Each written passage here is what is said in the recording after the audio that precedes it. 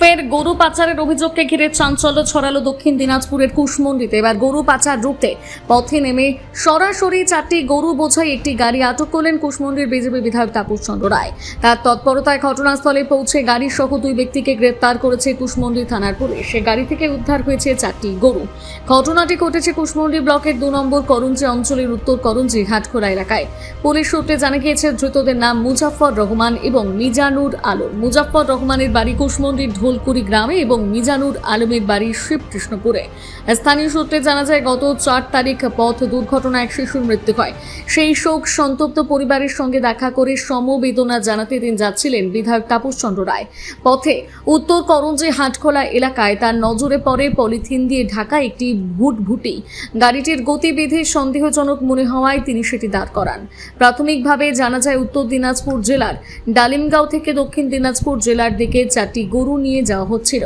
বিষয়টি সন্দেহজনক মনে হওয়ায় বিধায়ক নিজেই কুশমন্ডি থানায় খবর দেন। খবর পেয়ে পুলিশ দ্রুত ঘটনাস্থলে পৌঁছে 4টি গরু বোঝাই গাড়িটি আটক করে এবং গাড়িতে থাকা 2 ব্যক্তিকে গ্রেপ্তার করে। উদ্ধার হওয়া গরুগুলোকে পুলিশের হেফাজতে নেওয়া হয়েছে। গরুগুলো কোথায় নিয়ে যাওয়া হচ্ছিল, এর পেছনে কোনো পাচার চক্র সক্রিয় রয়েছে কিনা এবং ঘটনার সঙ্গে আরও কেউ জড়িত রয়েছে কিনা তা খতিয়ে দেখতে তদন্ত শুরু করেছে কুশমন্ডি থানার পুলিশ। এই প্রসঙ্গে কুশমন্ডি বিধানসভার বিধায়ক তাপস চন্দ্র রায় বলেন, করঞ্জি অঞ্চলের উত্তরপাড়া এলাকাতে 3-4 দিন আগে সম্ভবত 4 তারিখে একটা ঘটনা ঘটেছিল। ট্রাক্টরে আঘাতে ট্রাক্টরের ইয়েতে অ্যাক্সিডেন্টে একটা বাচ্চা মারা যায়। সেই পরিবারের সাথে সাক্ষাৎ করতে যাচ্ছিলাম আমরা সকলে মিলে। তখনই আমাদের চোখে পড়ে গাড়িতে টোটোতে গরু বোঝাই করে এবং পুরো টোটোটা একদম ত্রিপল দিয়ে ধকড়া দিয়ে একদম ঢাকা রয়েছে। আমাদের সন্দেহ হলো যে গরুর যে মালিক বা গরু যে নিয়ে আসছিল যে টোটোর করে, সেই গরুর মালিক সঠিকভাবে উত্তর দিতে না পারাতে আমাদের মনে হয়েছে যে কোনো কিছু একটা বিষয় রয়েছে। এবং পরবর্তীকালেও আমরা জানতে পারি যে উনি দীর্ঘদিন ধরে গরু ব্যবসা করেন এবং মাঝখানে বন্ধ ছিল, আবার উনি গরু ব্যবসা করেন কিন্তু অবৈধভাবে। উনি গরুগুলো সম্ভবত যা বললেন ওনার কথাতে, যেগুলো আমার কাছে ভিডিও আছে, যা উনি যেটা বললেন সম্ভবত ডালখোলা থেকে ডালিমগা থেকে গাড়ি গরুগুলো নিয়ে আসছে।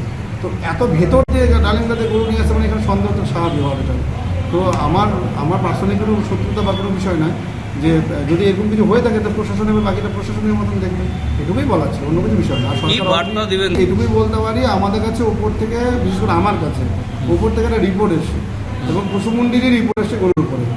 যেদিন আমি এর আগের দিন আমি ওই কুশমন্ডিতে যেদিকে ওই উষার লাইনে যে সারাদিন গরু যে ধরেছিলাম, সেই দিনকে রাত্রেবেলায় আবার আমাদের সোমশিয়া থেকে 3 জন ব্যক্তির নামে আমার কাছে একটা লেটার এসেছিল, যারা রাত্রিবেলা গরু পাচার করে, যার মধ্যে গতকাল একজনকে কালিকাপুরতে অ্যারেস্ট করেছে পুলিশ।